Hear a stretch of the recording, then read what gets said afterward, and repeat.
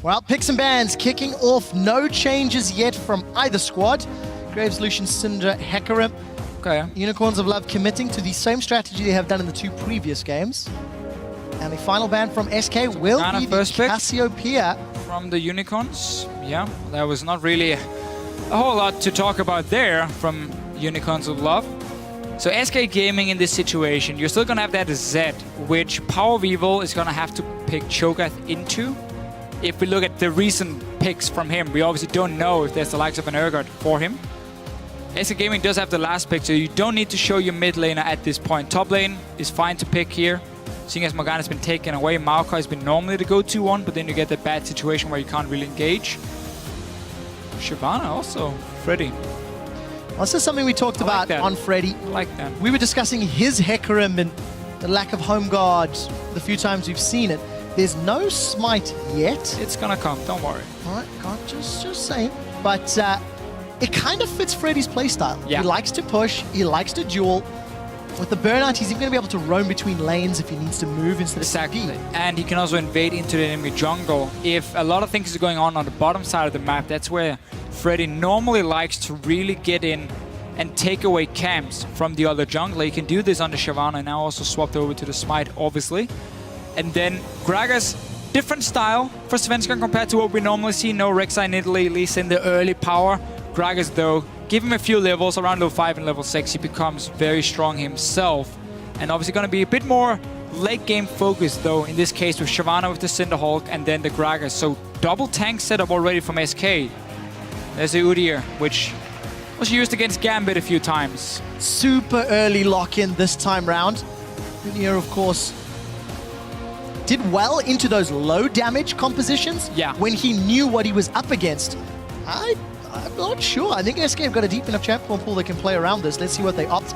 And VODS again for the Jinx. Well, you can say that with the 2 early picks from SK, they're not looking to punish you very early on in the game, where Udyr wants to sit and power farm with his Phoenix stance and get a few tanky items before he really wants to start dueling people, because his early game when you max your Phoenix stance is not the strongest in terms of overall damage you provide in let's say, a gank. That's where Gragas is going to match him fairly well, so that makes sense for Kikis. He doesn't have to worry about being invaded by Nidalee or Rek'Sai, which will destroy him in the jungle from Svenskan. So just make the pick okay for him. Let's see what he can pull off. The Jinx is still there. You got Morgana Jinx combo, the burst, the double CC, a triple CC in this situation for the Unicorns of Love, which they're running every single game. We're back to game 1 in the bottom lane matchups. Same duo lanes this time round. Yeah. Quick recap of what happened. Difficult time with that black shield for Enrated. That is true, unless he makes sure he gets the black shield used and then he has the bubble ready beforehand. What happened last time was Svenskan came down on Rek'Sai with a very early gank, which put Forgiven and Enrated in a very good situation. They kept pushing the lead in that lane, had quite a CS lead, and then we hit level 6 on Jinx Morgana. We had the all-ins, we had the TPs, and that turned it around. VODS picked up like 3 fairly early kills for himself, so despite losing in farm, he got so much gold from the kills. And Power of Evil on Orianna, the champion which Gambit decided to gift him 4 kills at 16 minutes. 6 minutes later, 22 minutes, he had a death cap, a Void Staff, and an Athene's. He was the most fed Orianna I've seen in a long, long time. SK Gaming is not looking to do the same. That would be pretty bad, at least. Interesting for Chachi, opting into the Scion over the Maokai, despite it being available. There's a very heavy, beefy front line. There is team fight power. It's a kite comp. There's a lot that Unicorns can do with this comp. Yeah. The reason he goes for Scion here, not the Maokai, is with Scion you can kite back with your team, and you can use your Q to kind of zone them away, because you always have to respect that knockup that comes in. You have to slow from your E as well. So Unicorns of Love here, same comp they ran against Gambit, almost the same at least. Very kite focused. I think it's identical, honestly. You have Orianna, Morgana, disengage, kite back. You got Udyr, which main job is to run around and just hit people in the face and allow you to kite. He's not going to solo out your AD carry. He's not going to be a main engage either. No, he's kite, kite, kite. Unicorns has built a composition that is very slow at scaling up, but once it hits its power spike, the big team fights is so tough unless you get onto one of the carries instantly and kill them. Because otherwise they're going to kite you for days and they have so much sustained damage through Orianna and Jinx. Well, for SK Gaming, they're going to be locking in that Cho'Gath for the mid lane. We'll be seeing that for the first time on Fox, the split, gaining some popularity. Like that. And tell me why not. Cho'Gath is really weak against comps that can kite him, where he doesn't have the all-in potential, because in order for him to one-shot a target, well, then he needs someone who jumps in towards him, let's say an Ahri, who goes in near him. He gets to silence them, eat them with the feast, ignite, and you kill them. In this situation, you're going to have Orianna and Jinx sitting very far back. You're even going to have a black shield to stop his Q from even connecting. And this simply means the Cho'Gath can get kited around by the Orianna slow, by the Udyr stunning him over and over. You never want to use your combo on Udyr or Sion in the team fights. So it's going to be very tough for him to find the right target unless you get a very good flank from the likes of Shyvana or Gragas that basically pulls someone near you. Then you get your silence, then you get your feast, and you get to one-shot them. But for that to happen, you need vision control, and you need the Unicorns of Love to put themselves in a bad situation. Well, if there's anybody that's going to find those flanks, it's going to be Svenskeren and Freddy. There's your team comps, Shyvana and Gragas. Hashtag SK win, hashtag UOL win. UOL, 90% of the fan vote in the previous game. Let us know who you think will bring this to match point as we load up onto the Rift for the third time today, and the only time the Unicorns will be sporting the blue colors. It's just such a pity they did not pick Udyr in this game. Not falling for it this time. Jat was so disappointed that we missed that joke. That was such a bad moment. And we were so embarrassed. Honestly, I thought it was going to be 2 tweets, and he was going to say, oh, a shame they didn't pick Udyr in game 1. I was like, ah, ha, ha, blah, blah. And then it was a joke. We completely missed it. Anyway, that was a sad moment of the life of Trevor Quickshot Henry and Martin Fischuling. Because you were on it too. You didn't get the joke either. I did not get it. The only thing is you looked worse because I read the tweets and then you kept talking. But yeah, I did not get it at all. All right, Techno. Let it breathe. And around the world, 100,000 people started bobbing their heads. My producer's saying he did. Ah. Damn, I like that. Some guy in the audience is like, boo, I like you. You deserve a high five. Defensive start, no deep wards, no invades. Standard Are we expecting lane swaps yet, Officio? No, we're going to get standard lanes as well. Obviously, because we're in this current meta where you take everything away from your jungler, we're going to have the bottom lane take one camp, we're going to have the top laners take another one, and the poor junglers is going to sit back and do nothing.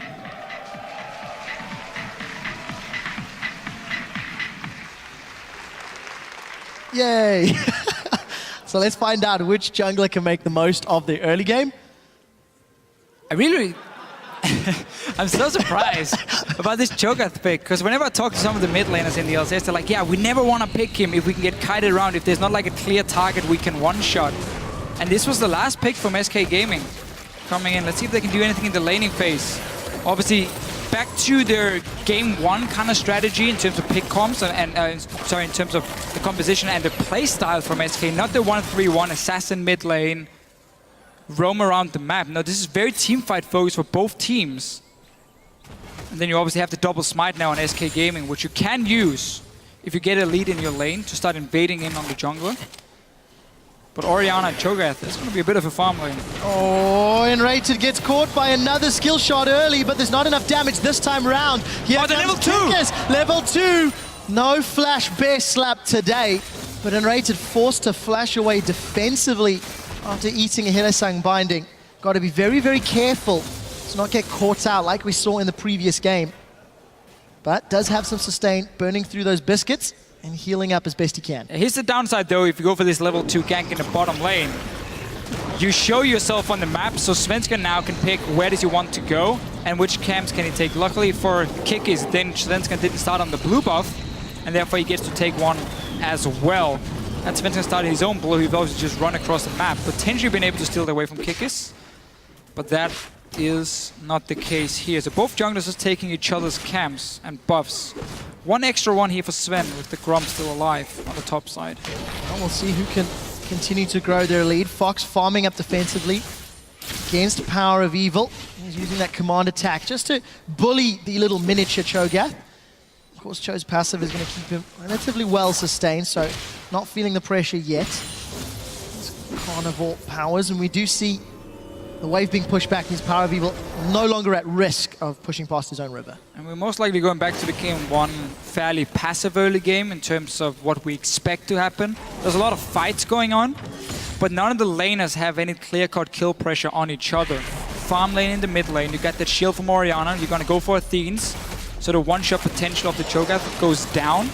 In that sense, VODS and Hylissang, they want to wait for level 6 before they start going for any all-ins. And of course, the two big tanks in the top lane should never really be at threat of dying to each other either. It's going to be about the junglers instead. Sven already got an early pink ward. As always, focus on the bottom side. Leave Freddy on his own on these tanks here. You want to secure your mid and your bottom lane. First gank onto Power of Evil here. Svenskeren bringing presents, and it's going to do a little bit of damage. I did think more was going to happen. Power of Evil able to block a lot of that damage with his Command Protect. All of a sudden, Kikis almost ran into Svenskeren. Still got his flash available, level 3 this time round. Didn't get a sweeper on and the first Turtle. back. There's no flash for Enrated, but Kikis is right on top of a ward. And the bubble's going to give away the position. A couple of auto attacks plus that explosive charge means Kikis is not going to be able to set anything up. And this time round, Given and Enrated grabbing some control of this lane despite that early dark binding that caught Enrated out. And we might see a little bit of a fight over the river here on the bottom side soon. Kikis had a pink ward. I was expecting him to try and place it where Sven's gonna put down his, and then you had the 2v2 going on. But obviously because Power of Evil is falling slightly behind in the lane, is almost out of mana, you couldn't really contest it had you placed it, so you had to go for the very defensive one, which was spotted by SK, and with them also pushing the bottom lane, they get to clear it out. So this is simply because of their lane match, or because of the matchup in the middle lane going in favor of SK, then Unicorns of Love had to go for a defensive first pink. It's the small things, but it matters. Now you can see how there's an easy route for Svenskeren to gank if you want to go down near the dragon and then towards the mid lane again. We'll keep a close eye on whether or not Svenskeren can have that impact. He's level 4 at the moment. We touch on how Gragas can do very well as the game progresses. Kikis, rather, Vizichachi gets jumped on by Freddy. And nothing comes of that particular bout. And that's the thing, if you look late game, both comps have great scaling. I will give it to Orianna late game though over Cho'Gath, which is going to be the only difference. But we have the double tank, you got disengaged supports coming in, you got 2 late game carries for both Forgiven and VODS. It's going to be all about what can the Cho'Gath do in these team fights later on in the game. Can he get onto a target? Can they get a flank in that opens up for an opportunity where he can beast someone? There's the gank you talked about, the gank though. There's no explosive charge, but it may not be needed. VODS and Hylissang very deep up the lane. Black Shield is on. Where is the bubble? Darkbinded, Cat's Enraged on the background. Black Shield's not going to be enough. VODS forced to flash and heal, but does make it out. Here comes Kikis. Nothing else will be able to follow, but successful gank. Burning the summoner spells of Hylissang. Keep in mind, Forgiven did use the flash there, though. Just a very good read from SK Gaming. They knew the pink ward was there earlier in the tri-bush, and that was cleared, and they had their own ward, so they saw the Unicorns never placed a new one. So there was an opening. At the same time, you had the pink in mid, and you had the Rift Scuttlers being alive. Svenskeren knew there was nothing that could spot him going in for that gank. Now Dragon as well. You force a few summoners bot lane, you might get one of them back to base, in this case VODS, and you get yourself a free Dragon. This is all being built up from the vision control SK Gaming got in the early game that set up that gank here for Svenskeren.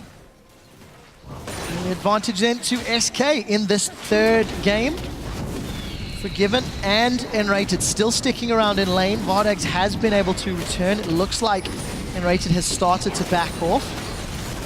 As we take a look top lane, 62 CS to 63. Freddy actually opting to start with that Barmy Cinder. Get some more AoE, get some more wave pushing power. And we're just going to continue to farm up. A lot of tankiness between the respective top laners, and it is just this farm fest until we start seeing those teleports really coming into play. Hylissang, first time leaving that lane, knowing that Forgiven and Enrated were away, means he can get rid of that pink ward that stood for several minutes. He knew it was there as well. Was expecting it. And this top lane here, I should just talk about how it is a bit of a farm fest in the start, but Shyvana wants to be in these lanes here. She wants to be picked into tanks like Sion and Maokai, because you get that percent damage from your Flame Breath. You can even, if you want to, focus on split pushing, build a Blade of the Ruined King, which simply makes you win every single duel against the tanks. Up in that top lane, you're going to get that 20% damage reduction, the true damage from a skirmisher's saber as well. So everything in that case will go in your favor. It's just harder for you to start a fight than it is for a Sion, who obviously just pops his ulti and should at least get close to someone and can start a fight. Definitely more close than hitting. But nevertheless, we do see Forgiven's come back to lane. He opted for the BF sword and the long sword. And you were touching on how both of these AD carries can be super impactful as the game progresses. If you were going to have a late scaling AD carry in your team, I want Forgiven driving him, because he always CSs effectively, and in that previous game on Caitlyn, his positioning was simply sublime. Let's see what he can do with Tristana this time around. Got off to an even start. Svenskeren sticking around with his ultimate, but the wave is pushing quite heavily, so I'm not expecting anything from that just yet. And let's see if Unicorns use these 2 pings around the mid lane. 3 pings even. They're completely secured Power of Evil to just sit and farm. They're going to spot Svenskeren when he moves close. If they want to use it, however, then they need the Cho'Gath to start pushing the lane. Otherwise, you can't really do a whole lot with them. Not even going to be able to contest it because Kigis was back in base. So Svenskeren gets the first one for himself. It's the most important one, and it is, as somewhat expected, a farm fest. Yep. Here in the start between the teams. It's going to be more about the big team fights near Dragon as one of the main objectives in this game before we really start seeing a lot of action happening. Well, interesting to note, SK have the scaling comp. Kickers are sticking around middle. The shockwave comes out, but honestly, not a whole lot came from that. Fox has already got 6 stacks on that Cho'Gath, if I'm reading that correctly. A lot of hit points to burn through, 1,900 at level 9. Very, very beefy indeed. And of course, in game 1, SK picked a scaling team comp. It did not work out effectively for them then. The only reason it's interesting to note is it is a departure from the traditional split games, the style that got them to 15-3. And we'll see if they can handle themselves better now in this 3rd game in a best of 5. Freddy talked about in the opening feature here, saying we have more than one play style. And they are showing here they're not just relying on assassins and 1-3-1 split pushing. If it works for them, that's what we're going to have to see later in this game here, if they could pull off these team fights at all. Hylissang not connecting. No, not this time around. Very even most lanes. SK, though, as we tend to see them, do get a small CS lead. I mean, Forgiven against VODS. Forgiven's average CS at 10 minutes compared to the other AD carry over 18 games in the regular split was plus 12 for him. So he was on average 12 CS ahead at 10 minutes. That's insane. Nobody was even close to him. I think Freeze was like number 2 and he was like 4 CS ahead at 10 minutes. VODS was on average down 4 or 5 CS. So obviously it's a bit of a mismatch in terms of AD carries in the laning phase, and as we often see, Forgiven is ahead. Not by a whole lot. And now we have to see if Hylissang and VODS can go for some of these all-ins. Statistically, it's going to grow because at 20 minutes, Forgiven gets to 23 CS ahead. VODS falls 16 CS behind. That is a very, very large disparity. But no kills just yet. Still waiting for first blood. And despite that first Dark Binding earlier, Hylissang has not had the same level of impact that we've come to see. Power of Evil out of mana, just using that shockwave to try and get some pressure on Fox, to try to keep him behind, but really not in a great position at the moment. No, and these ping wards here being placed from the Unicorns invested a lot of gold into them. Judge just smacking into the wall. I think he was expecting a bit of a dive here, maybe taking damage from the W of Freddy and then trying to stun him on the tower. But these ping wards here that you invested gold into from the Unicorns of Love have done nothing. They haven't been able to defend them whenever Svenskeren cleared them out. And the gang's mid lane, well, you have an Athene's only... not an Athene's, Chalice only Orianna with no mana. So you had no kill pressure on the Cho'Gath either. And simply these ping boards, just a lot of gold invested for honestly nothing for the Unicorns a lot. Well, so far Fox is doing a great job on this Cho'Gath. Got a CS advantage. You could maybe say expected against an Orianna. Going to be a farm lane, so praise to him for mechanically doing a good job. The difference is Cho'Gath gets a lot of mana back himself, where Orianna, in order for her to try and push it back, she needs to invest a lot of mana. That's why Power B was out of it, and that's why he's slightly behind it in farm. Let's see what Svensson can do. There's no ulti because he used it on the Raptor, but the big deal here is the fact that Freddy on Shyvana, as we talked about against these tanks with the percent damage from her E, with the Skirmisher Saber giving some extra true damage as well, you can keep pushing that lane here. He's been the guy winning it. He's the guy giving the small lead to SK Gaming now with that first tower, and you can keep pushing down for the next one. Get a deep ward in near the blue buff, and you're gonna be fine. You're not gonna be ganked by an Udyr. Well, simply put, SK Gaming... Oh! Was that animation stolen? I think VODS stole the crab. He did! That's a blue crab. VODS nicked that one. Kikis is gonna back away. I was saying before that little cheeky play, SK Gaming is pulling an advantage in every single lane. They had a CS advantage, Eddie Carriage just recently went even out. Mid lane's winning, top lane's winning, towers fallen, dragons already secured. Everything considered, SK has got a strong early game. We do see the Chilling Smite comes out, the Flash Dark Binding connects on Svenskeren. Black Shield is up, the Shockwave does not connect. Everything. As Svenskeren body slams over the wall, didn't even need to flash, but they did get Fox's flash thanks to the Dark Binding. But this gives SK Gaming now an opening to start their dragon if they want to. They know there's no ulti on Power of Evil. He's no mana either. Blue buff is alive, so if they see him leave the lane, they might just expect him to be at that blue buff, and then you can once again go for the dragon when you know he's on the opposite side of the map. But there's a lot of ultis invested. Flash as well from Hylissang onto a Gragas, who just body slammed the wall. Yeah, managed to get out clean. Shockwave maybe a second late. Here's the dragon, here's the Orianna on blue buff. As you touched on in the previous game, in fact, Fisher. Once the team starts blue, they forego control of the pit. Especially when their mid lane is out of mana, he doesn't really have a choice. He can't fight. He needs that blue buff to sustain himself. Oh, Super Mega Death Rocket went in a little awry. Despite even having vision, Svenskeren was just able to sidestep that one. So ultimates and cooldowns being blown. And it's SK that secured Dragon number 2 at 15 minutes. That's relatively early if they want to go for the 5 Dragon victory. They do have great control and they do have great team fights in that pit, especially considering UOL ideally want to be kiting back, as you've highlighted many times in picks and bans. It's going to be the main objective of their compy, and then you wait for Hylissang to land a binding, and you pile all this CC just onto one guy. Freddy even took the blue buff away from Power of Evil. SK Gaming is a bunch of bullies. Power of Evil is not having a great time.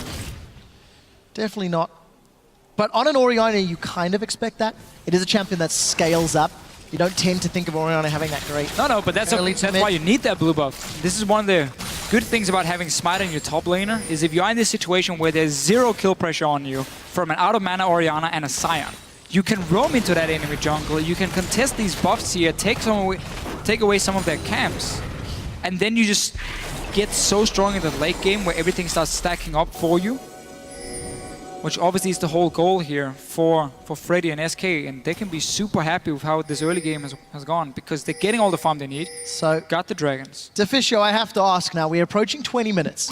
No kills yet, no indication that either team even is looking for a team fight.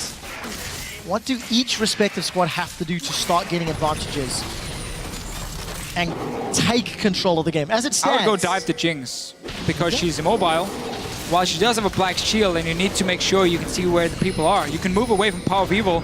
This fight here is not going to do a whole lot, because again, Power of Evil doesn't have a lot of mana. Shockwaves though. Shockwave hits 2 feet. Might have been lying to you, Trevor. The Feral Scream doesn't connect. It's Kikis that gets first blood. Vizichachi comes in and he takes down Santa. Wow. 2 kills for Unicorns of Love. You don't need to dive when Unicorns are able to respond to an invade and get 2 kills. Yeah, we just saw what SK Gaming wanted to do. They wanted to move to the bottom lane when Power of Evil was fairly low on mana and go for a play on the bottom lane. But then they get into 2v2. It's gonna be 1 at least. They're going for next. They got the Jinx. There's gonna be 2 towers sitting there saying, nothing is gonna happen. Shockwave gets pulled in, and suddenly 2 guys dies. 2 towers dies as well. This was their exact opposite of what SK Gaming wanted to happen. Unicorns of Love run Udyr and Orianna, go even or behind, and then somehow get gifted some kills. The same happened against Gambit to a much larger degree, let's be honest. But SK trying to just ward up the jungle, and it's Unicorns that responded. Talk me through this one. Right, so basically what's happening here is SK sees Power of Evil being low on mana. They think they can make a play on the opposite side or down the bottom side of the map where he won't be able to roam down with them. But because they're just running around in the damage from Power Evil, and of course the damage from Kick is with this Phoenix stance, when he gets enough time, and he has a Cinderhulk as well, he will slowly get you down. And we saw why Cho'Gath has problems if he cannot get that one-shot combo off. It was flashed away, there's no damage on Power Evil, fight for Unicorns. And that's something you highlighted as a major factor in picks and bans, not liking the Cho'Gath because he doesn't want to use Feast on an Udyr. He doesn't want to use it on the front line of Udyr and Cyan. And if he doesn't have Flash, he's going to get stunned and slowed on the way to that back line of Unicorns of Love late game, and he's never going to get a target to Feast. That's one of the reasons. But I think what SK were doing, they could have done it 30 seconds later. Power Evil would have been out of mana by then if they just kept pushing in the mid lane, and then you went for that roam to the bottom lane, you went for the dive potentially on the Jinx, and you got a bot lane tower for it, and that's how you would start snowballing it, because you knew the out of mana Orianna would be able to follow. Power Evil had enough to fight right here, and that's what backfired for SK. Well, 20 minutes on the clock. Let's take stock. 2-0 in kills, 3-2 in towers, as Unicorns of Love knock down the bottom lane outer. Dragon is up in a minute and a half, and it's SK that have had complete control of the pit. But without the towers in and around that area, maybe Unicorns could set up some vision. We'll see if they decide. They have littered wards in the river, as well as 2 pinks, in fact. And Freddy has teleport where Vizicachi does not. So keep an eye on that. Ooh, Faith is wavering. That was 90-10 in the previous game. Now it's 69-31. Still, the last few minutes for SK here has not been good for them. They lost 3 towers, gave over 2 kills. Now Power Evil finally gets a blue buff as well, which is going to stop SK from just pushing down this mid lane over and over, draining his mana, and then making plays on the map. Also being able to go back to base. That's a lot of items. Needlessly large rod, Death coming in plus soon. Blasting Wand. Also something to note, Vizicachi, Frozen Heart plus Spurred Visage Kickus, as well as the Frozen Heart, to try and counter both Shyvana and Tristana. Both get a lot of auto attacks off in a team fight. It's also because both of them really want cooldown reduction, which is obviously like there's often the trade. Do you want Randu and Zoman? Do you want Frozen Heart? And there's a lot of things which matters here. Randu and Zoman with the HP is great with the Cinderhulk, but cooldown reduction is so important on an Udyr and a Cyan, because all you have to do is peel for your carries, and you need multiple stuns coming in, knockbacks or knockups, and you need slows. So important. The tidal wave used as the dragon spawns, not going to be available for the fight. Kikis is running into Forgiven. The bubble does connect. Well played there as Vizicachi runs straight into a wall. Rocket Jump was the only thing used from Forgiven to get away. Take a look at the command attack, trying to zone away members of SK. Vizicachi, explosive charges on his Kikis, does get a stun onto Freddy. Here comes Freddy, Dragon's Descent. We do see the binding onto Fox, that's going to keep him in play. Kikis knocked back by the barrel. Shockwave onto 2 tanky members of the team. Svenskerin's the first to fall. Reply with Freddy. Here comes Fox. Bubble onto Power of Evil. Command Protect keeps him alive. Forgiven, finally the focus. Does get caught by the zap, and VODS is trying to run him down. Is going to throw down the Scrying Orb. Command distance for the movement speed. Zap flashed away. Unicorns of Love get 3. SK unable to get to the carries. Yes, and this is exactly what we were talking about in the pick and ban phase, and why SK Gaming is going to be in problems in this game here.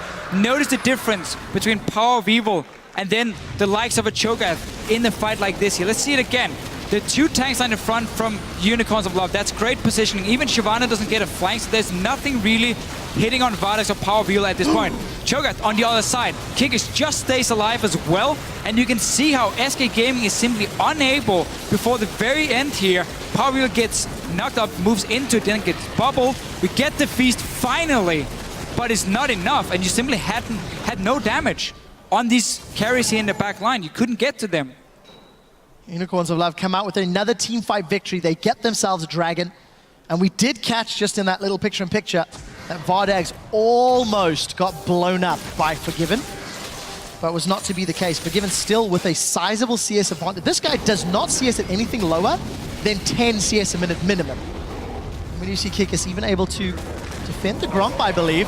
Vizicachi's going to catch Freddy. Hillisang's going to root him in place. There is no Dragon's Descent yet. Power of Evil's running down with the red buff, and it will be Power of Evil that secures his 3rd kill of the game, as well as that death cap. Freddy Unfortunate this time around to get caught on that counter jungle. Yeah. And all the Unicorns of Love have to do now is whenever they decide to fight around an objective, make sure you have proper vision control so you can see the TP coming in from Shyvana. She's the only one who can flank in behind you, get to your carries properly, and actually lose you a team fight.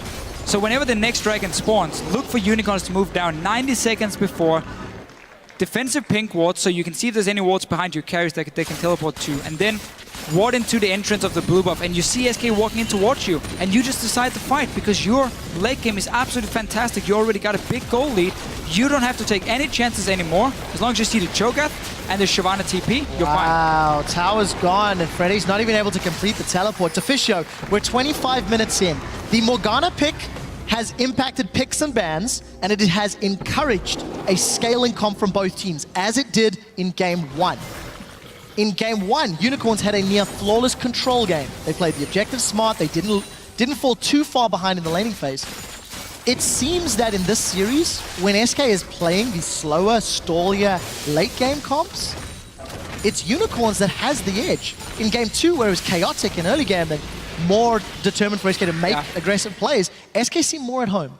I feel like it's just that SK Gaming is making one or two big mistakes in the pick and ban phase when they want to play these slow scaling comps. In Game 1, it was the fact they had 0 engage. Like they had the Maokai into Morgana. You're never going to start a fight against a heavy poke composition from the Unicorns of Love, which just sniped them down every single time. In this game, it's the fact you pick a Cho'Gath as the last pick against a very heavy kite composition where you need to completely outplay the other team in order to make this Cho'Gath work and get the kills on the carries. SK Gaming is not completely out of the game. They can still get that one shot. They can still get onto VODS or Power of Evil.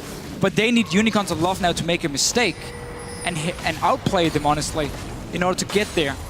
This game is Unicorns of Love's to lose at this point. One of my favorite ways to explain a lead. It's their game to lose. Unicorns did make positional errors in the last game. Let's not forget that fact. And it did cost them. It did cost them one game in this best-of-5 series. Freddy may be caught out again. Look at all of the Unicorns around him. He's got his Dragon's Descent to get away. Let's see which direction he opts to use it. Kickers is sticking in the river, waiting for a reactive play from Freddy. Freddy's still holding on to that Descent. Kickers plus Morgana here. They have to running get mid through tower. the jungle. The rest of SK trying to maybe get VODS. We did see the slow coming down. Freddy is out. It's Power that secures it. They're even in position to defend this middle turret. Will it be enough from the charge? No. Forgiven. Should blow that one up. Yeah, he's gonna get it. He does secure the tower. That's actually a fair trade if SK can get away. That will be the question. Tidal Wave is available and is being thrown down. Svenskeren is now being locked up. Roar of the Slayer not going to connect, but it's not needed. 2 kills for a tower. That is still an advantage to SK if they can protect anything else. No TP from Freddy here, so he's not going to be able to come down with a flank. And you're going to have to see the members of SK walking in near this Baron pit. Unicorns of Love with 2 quick kills. We even saw Hylissang. He tried to flash over the wall and block a body slam if it came in from Svenskeren. They should be able to secure this Baron here. Nothing SK can do other than maybe a flash feast. Oh, knock-up from the smash. We are not going to see Fox taking that because VODS just crits him down. Baron secured 9-0. 6,000 gold in the advantage. And Unicorns of Love are just on a rampage. That early pick, Udyr, is doing work. The kiting comp, even able to run SK down when they have favorable circumstances. And you saw when he picked it, Gragas and Shyvana had already been locked in, so he knew, okay, there's no early pressure on me on an Udyr. I can take it and just power farm in the jungle. He's very far ahead compared to Svenskeren. If you look at jungle farm, that's why you could take it in the second rotation. Wait with some of his carries here. Orianna came in then later on for Power of Evil. Forgiven now. He's finding himself in a lot of trouble. And Visichachi shows no mercy. Nope, none whatsoever. Teleport used for that kill, though. Relatively big investment. Freddy's got his available. We do see him pushing top lane. The rest of Unicorns all grouping in the bottom, with the exception of Power Evil, who's shoving out middle. Remember that middle turret dropped a long time ago. Svenskeren plus Fox, they're looking for Power. Power's still got his flash available. The dissonance speed is able to move away. Sven is on the turret in that top lane. The rest of Unicorns on the bottom lane. Kickers is tanking this one up. They should trade in a turret for inner turret. But now look, Hylissang has gone to help out Power of Evil. Power of Evil's been caught by the Ignite as well as the Feast. Everything was used, yeah. Is now in trouble. Command Protect is going to allow Hylissang to stick near Fox. The Shockwave plus Ignite, that should be Fox going down. Oh, it's going to actually sustain just a little bit through. Rocket! Love it, man. From all the way in the river, Inhibitor Turret is now the focus. SK are split. SK are not on the same page. Tidal Wave goes up and Enrated not able to find the target. VODS is going to keep landing crit after crit. He takes Forgiven down, then turns to Enrated. That's a double kill for VODS. He is celebrating on the camera. And Svenskeren may be the next one to fall. Unicorns of Love taking out 2 inhibitors here. They've got Baron empowered minions. They will set their sights onto the Nexus and they look to take the series 2-1. Not giving up a single kill. Hylissang 0-0-10. Morgana is so impactful in this series. I'll let the crowd sing it for us.